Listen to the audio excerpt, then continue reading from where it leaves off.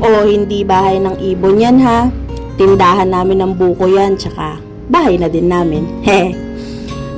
Ang sikip, 'di ba? Ang kalat pa. Maliit para sa 6 na nakatira pero pwede na.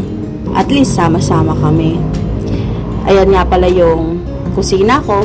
Diyan ako nagko-cooking show. Bakit nga ba mas pinili naming tumira dito sa tindahan namin? Kahit maliit, masikip, at maingay. Malapit kasi kami sa lahat.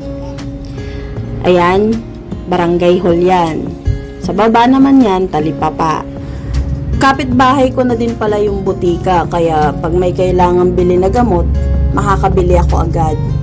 Karamihan kasi sa atin, kung saan tayo mas kampanteng tumira, doon tayo lumulugar. Para less hassle na din para sa atin. Okay na to. Okay na talaga to.